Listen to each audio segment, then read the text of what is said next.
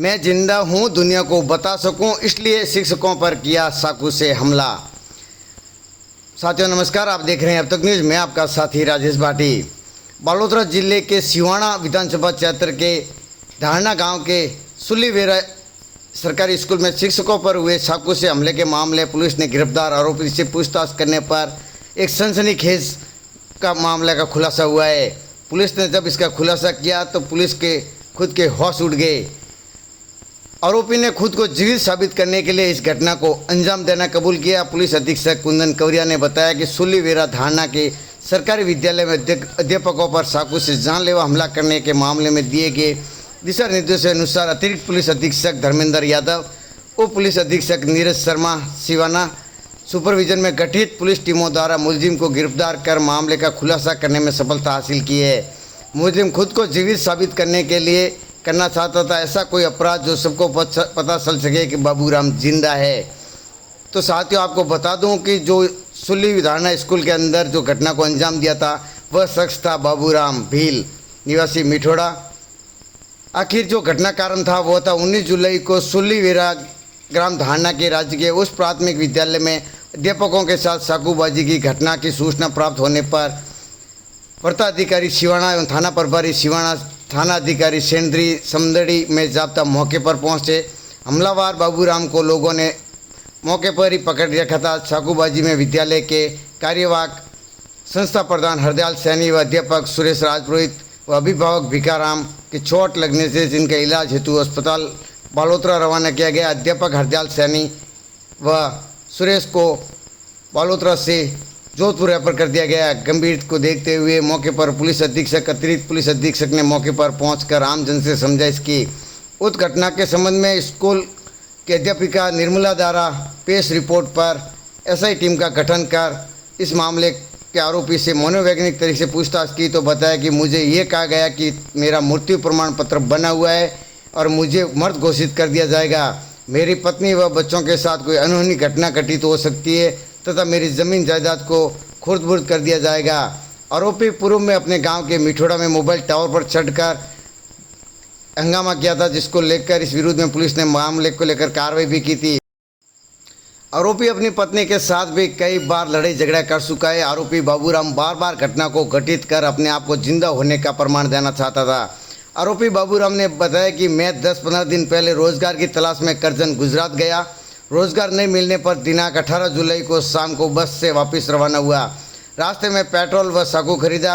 19 जुलाई 2024 सुबह Siwana bus stand पर उतरा।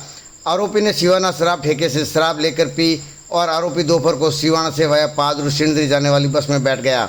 आरोपी बाबूराम का उद्देश्य था कि मैं घर जाकर पानी की टंकी के पास छुपकर बैठ जाऊंगा तथा रात्रि या सुबह के समय कोई बड़ा आपराधिक घटना को कारित कर सकूं और सभी पर पेट्रोल छिड़कर आग लगाने का प्रशासन को धमकी दूंगा।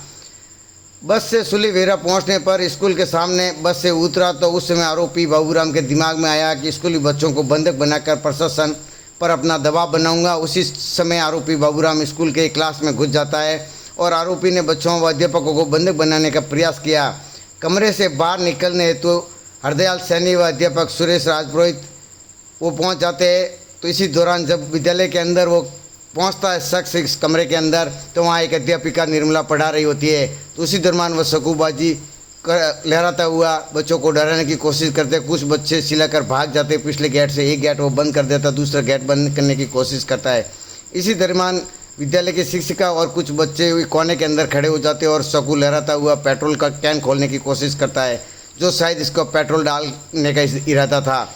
इसी दरमियान संस्था प्रधान हरदयाल सैनी और सुरेश राजपुरोहित पहुँचते हैं और जो लात से उसको गेट को खोलते हैं। जब सामने देखते हैं तो ये शख्स कैन खोलने की कोशिश कर रहा था, तो उसको पकड़ने की कोशिश करते हैं संस्था प्रधान हरदयाल सैनी और सुरेश राजपुरोहित। तो वो अपने आप को बचाव को लेकर वो चाकू से ताबड़तोड़ हरदयाल सैनी और सुरेश पर वार कर देता है और वो गंभीर घायल हो जाते हैं। फिर वो वहाँ से भागने की कोशिश करता है। जब बच्चे चिल्लाकर हाहाकार मच जाता है। इसी दौरान गांव के कुछ लोग अंदर पहुंचने की कोशिश करते हैं। तो सामने जब भिकाराम अभिभावक आ रहा था तो इस शख्स को बाबूराम को पकड़ने की कोशिश करता है। तो ये बाबूराम उस भिकाराम के ऊपर भी ताबड़तोड़ वार कर देता है, उसको भी घायल कर देता है। इसी दरमियान जब गांव वालों ने जब इसका हाहाकार सुना तो वो भी आ रहे थे। तो राम को भागते हुए देखा तो उन लोगों ने पकड़ लिया और पकड़कर उसको पेट से बांध दिया और पुलिस को सूचना दी। थाना अधिकारी इमरान खान मौके पर पहुंचे। सूचना पर डीवाईएसपी नीरज शर्मा, अतिरिक्त पुलिस अधीक्षक भी पहुंचे। समदड़ी थाना व सिंदरी थाना में जाब्ता भी मौके पर पहुंचा। इस मामले को लेकर उच्च थानाधिकारियों ने ग्रामीणों से समझाइश कर उनको घर भेजा। वो इस मामले को लेकर उन्होंने बाबूराम को सिवाना अस्पताल लेकर आए और वहाँ उपचार के बाद में उसको बालोतरा भेजा गया और फिर बालोतरा से उसको जोधपुर भेजा।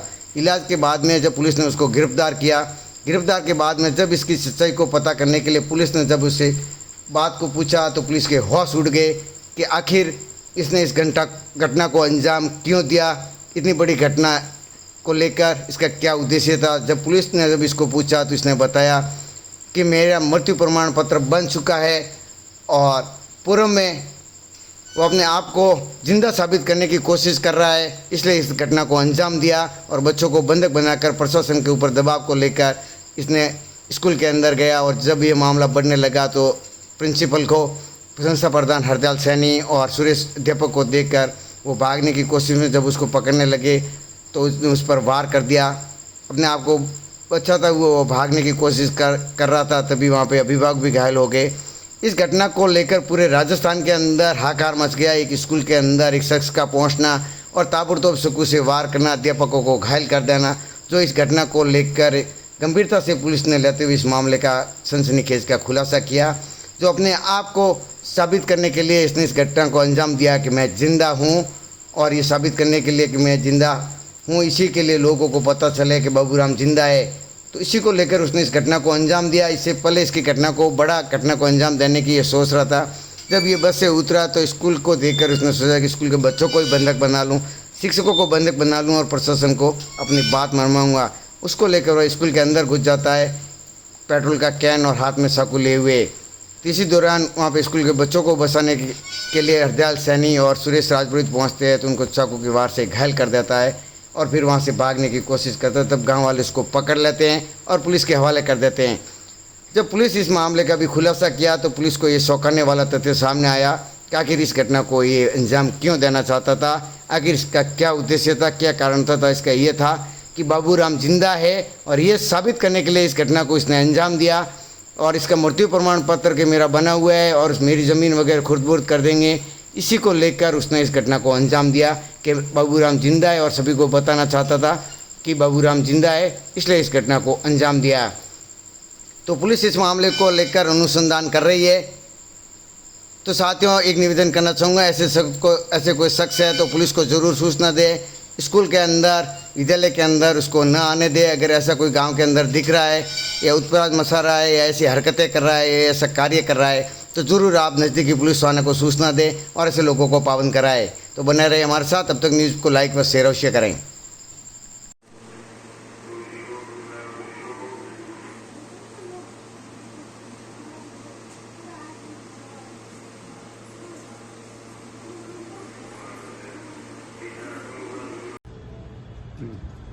चूलीबेरा स्कूल में 19 जुलाई को टीचर्स पर चाकूबाजी की घटना की सूचना मिलने पर सर्किल सिवाना का जाता मौके पर पहुंचा। मामले की गंभीरता को देखते हुए सिवाना एडिशनल एसपी साहब मौके पर पहुंचे तथा भीड़ को कंट्रोल किया। भीड़ से घटना को कारित करने वाले बाबूराम भीड़ को सुरक्षित रूप से निकालकर सिवाना हॉस्पिटल लेकर उसका इलाज करवाया। बाद बाबूराम भीड़ से पूछताछ की गई तथा उसे अनुसंधान किया गया। दौरान अनुसंधान बाबूराम भीड़ ने बताया कि वह प्रशासन पर दबाव बनाने के लिए तथा नाम कमाने के लिए और न्यूसेंस फैलाने के लिए उसने इस कृत्य को अंजाम दिया है। इस मामले में SIT का गठन किया गया था। मोबाइल फोरेंसिक टीम को भी मौके पर बुलाया गया था।